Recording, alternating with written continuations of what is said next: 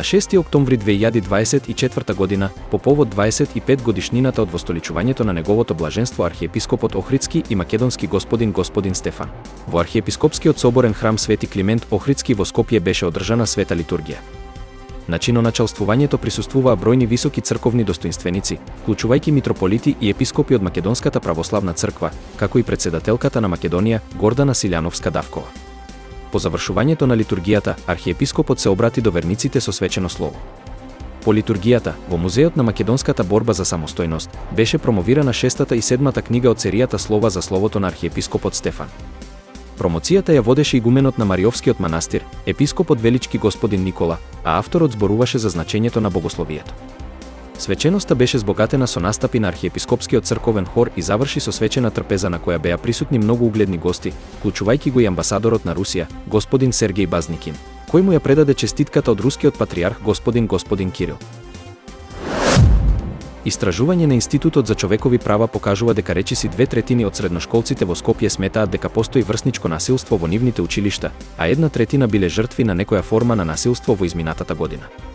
Најчесто се среќаваат вербални и невербални форми на булинг, додека физичкото насилство е помалку застапено, но сепак присутно кај 21% од учениците. Иако сексуалното вознемирување е пријавено од мал број ученици, сите жртви се девојчиња.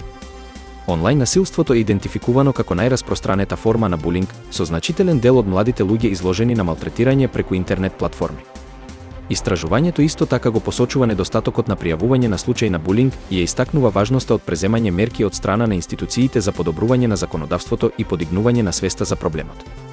Воедно, Комитетот за правата на детето ја нагласува потребата од распределба на доволно ресурси за спроведување на Националната стратегија за превенција и заштита на децата од насилство, особено во дигиталната средина, каде што децата се изложени на сајбер малтретирање и штетни содржини. Обилните врнежи во селото Козарица, Црна Гора, доведоа до евакуација на десетина туристи и околу 30 мештани поради зголемувањето на водостојот на реката Комарница, што уништи неколку мостови. Жителите и туристите останаа отсечени од другите делови на општина Шавник од петокот. Локалните служби работат на справување со последиците, додека Дирекцијата за цивилна заштита испрати екипа во регионот. Невремето предизвика значителна материјална штета, а населението се соочува со недостиг на вода и струја. Експерти предупредуваат дека слични инциденти се можни во иднина поради слабата инфраструктура и недостиг на системи за одводнување. Локалните власти апелираат за итна помош од државата за враќање на нормалното функционирање и обезбедување на безбедноста на жителите. Алехандро Аркос, новоизбраниот градоначалник на Чилпансинго, беше убиен во насилниот контекст на државата Гереро, каде со години доминираат конфликти меѓу наркобанди. Аркос положи заклетва минатиот понеделник, а убиството следи во услови на зголемено насилство, каде наркогрупите отворено организираат демонстрации и ја напаѓаат полицијата. Обвинителството потврди дека Аркос е убиен, но не даде дополнителни детали за настанот. Гувернерката Евелин Салгадо го осуди убиството, а опозицијскиот лидер Алехандро Морено потсети дека пред неколку дена беше убиен и новоименуваниот секретар на градскиот совет. Чилпансинго, главниот град на Гереро, долго време е фокус на крвави судири меѓу бандите Ардилос и Тлакос, а претходната градоначалничка беше поврзана со еден од наркокартелите.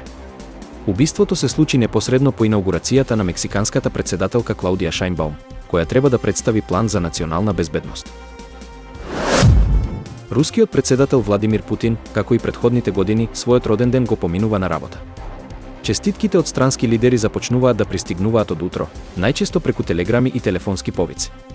Според портпаролот на Кремљ, Дмитриј Песков, Путин не може да си дозволи целосен одмор, бидејќи неговата работа бара постојана ангажираност.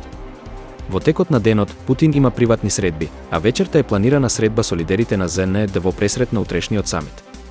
Иако во јавноста ретко зборува за својот роден ден, Путин истакна дека не го смета за национален празник и не сака да му придава прекумерно значење. Тој обично го прославува овој ден во кругот на пријателите и семејството, наметнувајќи дискретен тон на обележувањето на личниот настан. Унгарскиот премиер Виктор Орбан изјави дека ќе преземе драстични мерки доколку продолжи илегалната миграција во Европа, најавувајќи дека ќе ги транспортира мигрантите од Будимпешта и ќе ги остави пред канцелариите на Европската унија во Брисел. Орбан ова го изјави на собранието на италијанската десничарска партија Лига во Понтида, каде доби силна поддршка од присутните. Орбан ја бранеше својата цврста политика против миграцијата, истакнувајќи дека Унгарија е земја со нулта број на мигранти и дека унгарските граници се строго заштитени.